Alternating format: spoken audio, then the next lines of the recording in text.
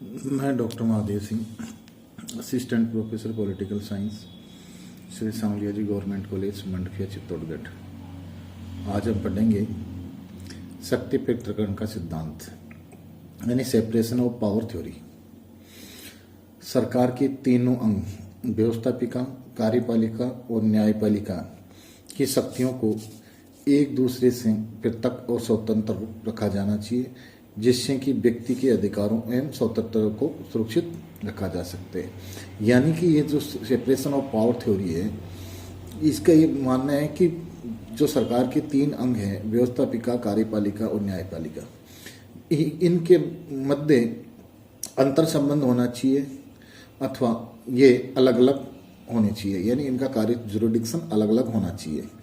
तो separation of power theory मानती है कि सरकार के तीनों अंगों को अपने अपने क्षेत्राधिकार में स्वतंत्र रहकर कार्य करना चाहिए। और इसके पीछे फिलोसॉफी है कि अगर तीनों अंग अलग अलग होकर कार्य करेंगे तो व्यक्ति के अधिकार और स्वतंत्रताएं सुरक्षित रहेगी और सरकार में तानाशाही नहीं आएगी। शक्ति पृथक्करण के सिद्धांत के मत के अनुसार कानून निर्माण एवं प्रशासन के कार्यों को पृथक पृथक अंगों द्वारा संपादित किया जाना चाहिए। उसी प्रकार प्रशासकीय एवं न्यायिक कार्यों को भी पृथक्करण किया जाना चाहिए। शासन का प्रत्येक अंग अपने क्षेत्र अधिकार में ही कार्य करे और दूसरे अंग के क्षेत्राधिकार जुरिडिक्शन में हस्तक्षेप न करे और अपने आप में दूसरे से स्वतंत्र रहें, यही शक्ति पृथक्करण का सिद्धांत है। सामान्य शब्दों में हम कहें तो कानून बनाने, शासन करने एवं न्याय करने के कार्य अलग अलग संस्थाओं के हाथों में होने चाहिए। इनमें से प्रत्येक संस्था को अपने क्षेत्राधिकार में पूर्ण स्वतंत्र होना चाहिए, पूर्ण स्वतंत्रता के साथ कार्य करना चाहिए।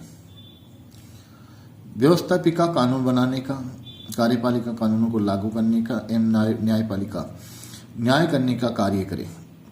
इससे शासन की निरंकुशता और अत्याचार पर नियंत्रण पाया जा सकता है और व्यक्ति के अधिकारों एवं स्वतंत्रताओं की रक्षा की जा सकती है।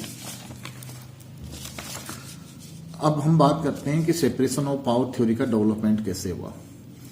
शक्ति पृथक्करण के सिद्धांत के सर्वप्रथम जो बीजारोपण है, जो बीज हैं, वो अरस्तु के ग्रंथ पॉलिटिक्स में मिलते हैं।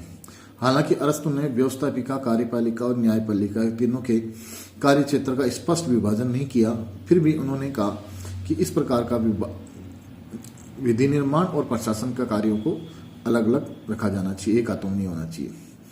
सर्वप्रथम रोमन विचारक पॉलीबियस ने इस सिद्धांत का स्पष्ट उल्लेख किया।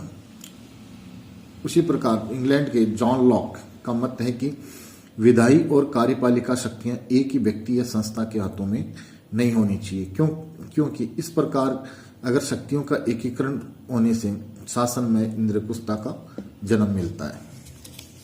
शक्ति पृथक्करण के सिद्धांत का जो प्रसिद्ध प्रतिपादक है वह मॉन्टेस्क्यू है। मॉन्टेस्क्यू ने जॉन लॉक से प्रेरणा लेकर फ्रांस के इस विचारक ने अपनी पुस्तक द स्पिरिट ऑफ लॉज में सेपरेशन ऑफ पावर थ्योरी का विशद विवेचन किया। मॉन्टेस्क्यू का यह मानना था कि शासन की निरंकुशता या तो तानाशाही पर नियंत्रण करके ही व्यक्ति के अधिकार एवं स्वतंत्रताओं की रक्षा की जा सकती है। उनका विचार था कि विधायिनी, कार्यकारिणी और न्यायिक शक्तियों का एकीकरण किसी भी तरह हो जाता है तो उससे शासन अपरिहार्य रूप से निरंकुश हो जाता है, यानी legislative, executive and judicial powers है ना, उनका इंटीग्रेशन नहीं होना चाहिए। अगर ये इंटीग्रेशन होता है तो निश्चित रूप से गवर्नमेंट डिक्टेटर हो जाती है और ये जो सरकार का जो डिक्टेटर का रूप है वो व्यक्ति के अधिकार और स्वतंत्रताओं पर कुठाराघात करता है। अतः सरकार के तीनों अंग व्यवस्थापिका, कार्यपालिका, न्यायपालिका को एक दूसरे से पूर्णतः स्वतंत्र रखा जाना चाहिए, अलग रखा जाना चाहिए। विधि निर्माण का कार्य विधायिका करे, प्रशासन का कार्य कार्यपालिका करे एवं न्याय का कार्य न्यायपालिका को करना चाहिए। मॉन्टेस्क्यू शक्ति पृथक्करण के सिद्धांत से प्रभावित होकर 1787 में जब फिलाडेल्फिया में अमेरिका के संविधान का निर्माण कर रहे थे तो उन्होंने इस थ्योरी को यानी मॉन्टेस्क्यू के सेपरेशन ऑफ पावर थ्योरी को कुछ संशोधनों के साथ वहां के फेडरल कॉन्स्टिट्यूशन संघीय संविधान ने अपनाया। हम जानते हैं अध्यक्षीय शासन प्रणाली जो है वह पूर्णतः सेपरेशन ऑफ पावर थ्योरी पर आधारित है। अमेरिका में विधायनी शक्तियां कांग्रेस में हैं, कार्यपालिका शक्तियां राष्ट्रपति के हाथों में हैं तथा न्यायिक शक्तियां सर्वोच्च न्यायालय को सौंपी गई है। और अमेरिका में जो शासन प्रणाली है वो अध्यक्षीय शासन प्रणाली है। साथ ही वहां इस सेपरेशन ऑफ पावर थ्योरी के साथ अवरोध और संतुलन है चेक एंड बैलेंस का सिद्धांत भी अपनाया है। इस चेक और बैलेंस के सिद्धांत से तात्पर्य है कि शासन के जो तीनों अंग हैं कांग्रेस, राष्ट्रपति और सर्वोच्च न्यायालय वो अपने अपने क्षेत्राधिकार में कार्य करने के लिए स्वतंत्र हैं, किंतु फिर भी वो एक दूसरे पर नियंत्रण रखते हैं। यानी एक दूसरे की को जो तानाशाही है उसके ऊपर नियंत्रण। जैसे कांग्रेस यानी विधायिका का कार्य है कानून बनाना, तो ये कानून तभी बन पाता है जब राष्ट्रपति उस पर हस्ताक्षर कर देता है। और कांग्रेस के जो सेशंस हैं उनको बुलाने का उनमें का कार्य राष्ट्रपति करता है। इसी प्रकार राष्ट्रपति का अगर तानाशाह हो जाए तो उसके लिए कांग्रेस महाभियोग से राष्ट्रपति को हटा भी सकती है। और राष्ट्रपति जो नियुक्तियां संध्या करता है वो कांग्रेस के सदन सीनेट से अप्रूवल उसका होना चाहिए। इसी प्रकार एग्जीक्यूटिव न्यायालय के सर्वोच्च न्यायालय के न्यायाधीशों की नियुक्ति करता है। इस प्रकार हम देखते हैं और उनके कोड ऑफ कंडक्ट और उनके जो वित्तीय परिलाभ है उनका निर्धारण करता है। इस प्रकार हम देखते हैं कि तीनों क्षेत्र अलग अलग तो है तीनों अंग, पर एक दूसरे के कार्य क्षेत्र में नियंत्रण भी रखते हैं, जिससे कि फिर भी एक दूसरे पर नियंत्रण रखते हैं ताकि कोई भी अंग अपने क्षेत्र व्याप्ति से बाहर जाकर कार्य नहीं करे। अब हम बात करते हैं कि जो सेपरेशन ऑफ पावर थ्योरी है इसका मूल्यांकन करते हैं कि वास्तव में आज ये इसकी क्या स्थिति है। हम जानते हैं कि 18वीं और 19वीं शताब्दी के अंदर शक्ति प्रतिक्रिया का सिद्धांत काफी लोकप्रिय रहा, प्रभावशाली भी रहा।